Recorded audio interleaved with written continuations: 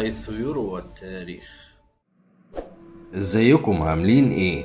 معاكم جد وسيم من قناتكم قصص وحكايات من التاريخ. النهاردة هتكون حلقتنا تكملة للحلقة اللي فاتت اللي كانت بعنوان الإمام أحمد بن حنبل، واللي هتظهر مع حرف الآي في الشاشة من فوق دلوقتي عشان لو ما اتفرجتش عليها لسه.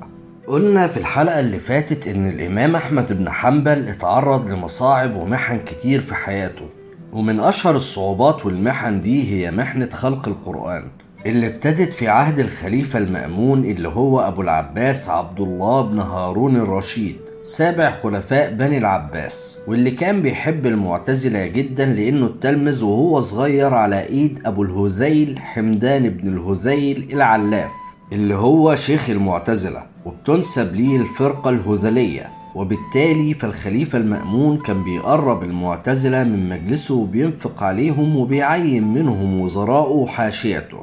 لما المعتزلة شافوا حسن معاملة الخليفة المأمون ليهم وقربهم منه طمعوا في انه يساعدهم في نشر افكارهم، والكلام ده كان في سنة 212 هجرية لما بدأوا يوسوسوا له بفكرة ان القرآن مخلوق، واقنعوه بالفكرة دي لدرجة انه اعتنقها وآمن بيها، وبدأ يجمع الناس والعلماء ويخلي علماء المعتزلة يناقشوهم ويجادلوهم، وبالتالي في اللي يقتنع بمبدأهم يبقى خير وبركة، واللي ما يقتنعش فهو حر، وكان سايب الناس على هواهم.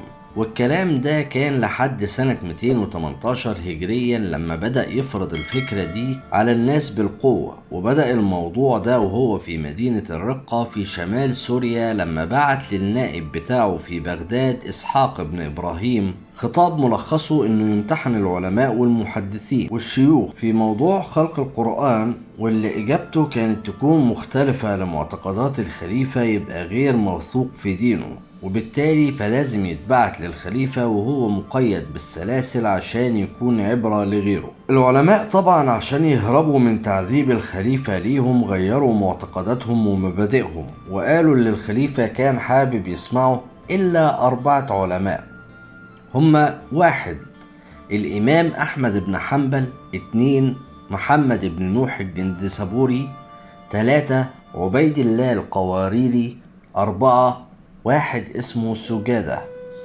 ودول باتوا ليلتهم في بغداد متربطين ومتكلبشين عشان يبدأوا رحلتهم تاني يوم عشان يتعرضوا على الخليفة في طرسوس اللي مكانها في تركيا حاليا. فالمهم ان 2 اتخلوا عن مبادئهم من الإهانة اللي شافوها، وهم القواريري وسجادة، والتالت مات في الطريق وهو محمد بن نوح. ومفضلش غير الإمام أحمد بن حنبل، ويشاء الله ان المأمون يتوفى في سنة 218 هجرية قبل ما يقابل الإمام أحمد بن حنبل، ولكنه أوصى أخوه المعتصم بأنه يعتنق فكرة خلق القرآن ويدعو الناس ليه بقوة السلطان. الخليفة المعتصم اللي كان اسمه أبو جعفر المعتصم بالله بن هارون الرشيد بن المهدي بن المنصور كان راجل بيتعامل بالسيف وما بيتعاملش بالعلم. فلما راح له الإمام أحمد بن حنبل وتنفيذا لوصية أخوه الخليفة المأمون أمر بتوقيع أشد العقوبة على الإمام أحمد، وكان كل يوم يؤمر السجانين بتوعه انهم يطلعوا الامام احمد ويفضلوا يجلدوا فيه ويضربوه ضربات سطحية بالسيف لمدة 28 شهر. ولما يأسوا منه وعرفوا انه مش هيغير رأيه امر الخليفة المعتصم بانهم يفرجوا عنه، وفضل الامام ملازم بيته لحد ما جراحه شفيت، ورجع يدي دروسه تاني لحد ما مات الخليفة المعتصم سنة 227 هجرية.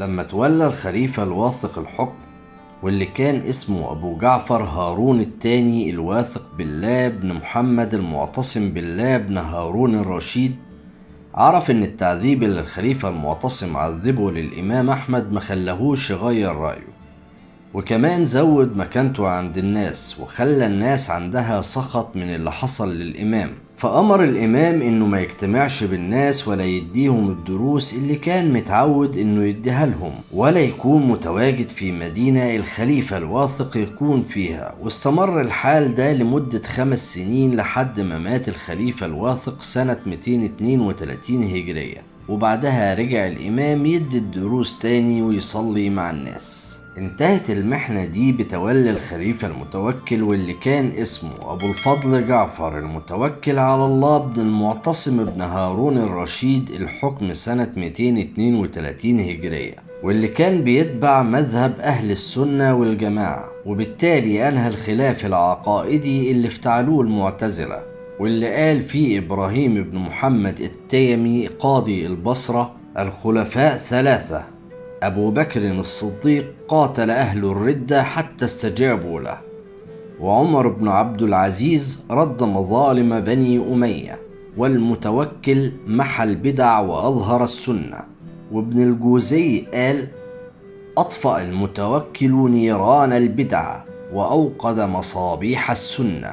الإمام أحمد بن حنبل كان بيتحلى بصفات كتير جدا، أهمها الورع والزهد، غزارة العلم، قوة الحفظ، الصبر، التواضع، الهيبة، وجمال الشكل. تنتهي قصتنا النهاردة بنهاية المحنة العظيمة اللي مر بيها الإمام أحمد بن حنبل، واللي بينت فعلا معدنه الأصيل وقوة ثباته على عقيدته، على الرغم من إن علماء كتير غيروا مبادئهم خوفا على حياتهم ونصحوه بكده، إلى إنه رفض رفض قاطع. وده إن دل فيدل على قد إيه الراجل ده كان عنده صفات عظيمة جدا تستحق إن الإنسان يتحلى بيها. في النهاية، لو عجبتك الحلقة وشايف إنك استفدت منها، فياريت لو لسه مشتركتش في القناة تنزل تشترك وتفعل زرار الجرس عشان توصلك إشعارات الحلقات الجديدة أول ما تنزل، وتضغط زرار الإعجاب وتنشر الفيديو عشان تساعد في انتشار العلم والمعرفة. وياريت لو خدت لفة في القناة وشفت الحلقات اللي فاتت كمان. دمتم في رعاية الله.